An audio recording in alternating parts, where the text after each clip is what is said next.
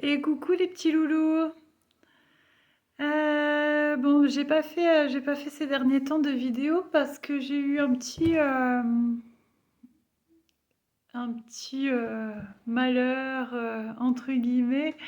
Vous savez, mes petites perruches que j'affectionne particulièrement, il y en a une qui s'est sauvée. Et bon, bah voilà, c'est la petite Angéline, c'est le début d'une grande histoire d'amour. Et j'ai été très touchée, j'aurais jamais cru autant. Cette petite Angéline, en fait, j'avais l'impression d'être liée à elle et de l'avoir sauvée. Et en fait, bon, j'ai vécu un peu ça comme une défaite parce que c'est moi qui ai sorti la cage à l'extérieur et en sortant la cage, en fait, j'ai déverrouillé une petite porte.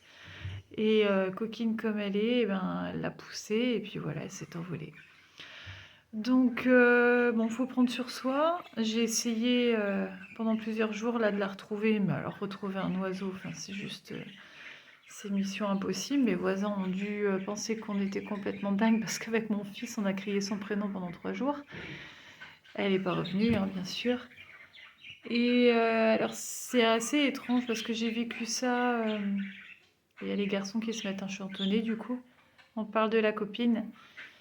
J'ai vécu ça, mais vraiment difficilement, quoi. J'aurais jamais cru, jamais cru. Alors moi qui me voyais pas avoir un oiseau en cage, vivre ça maintenant, enfin voilà, comme quoi vraiment on peut changer.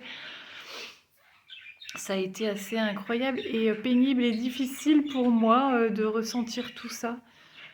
En fait, bon, bah, quand elle est partie au début, je me disais: «Oh, elle va vivre sa plus grande vie, elle va être heureuse et tout» et puis, et au bout de 3 jours, en fait, je me suis dit: «Ah, aujourd'hui, si elle rentre pas, c'est fini, en fait. Elle va pas s'en sortir parce qu'elle mange que des graines en pleine nature, voilà».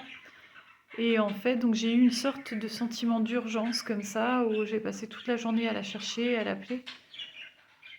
Arrivé dans l'après-midi, j'ai commencé à avoir des reflets comme un oiseau qui vole, en fait, dans ma vision périphérique. Et là, je me suis voilà, posé quelques questions. Et le soir, j'avais un passage d'âme à faire, hein, vous savez, je le ressens.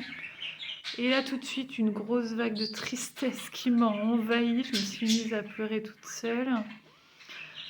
Et, euh, et j'ai fermé les yeux pour me concentrer. Et rien que d'y penser, ça m'émeut, vous voyez. Et en fermant les yeux, j'ai visualisé un phénix multicouleur.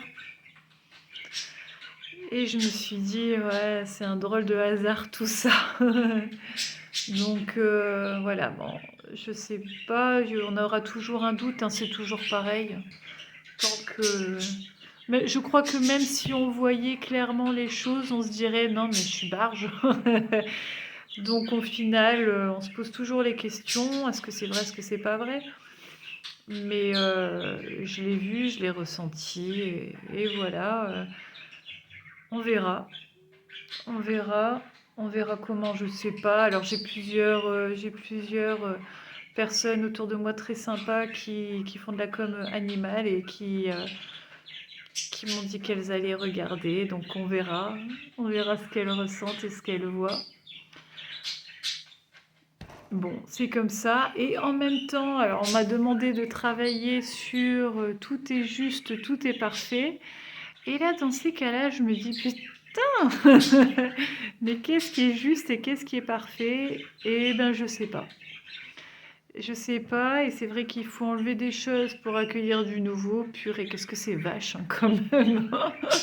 Il faut le prendre avec du recul, mais c'est pas toujours évident. Bon, voilà, il y a des petits déboires comme ça. Ça va passer.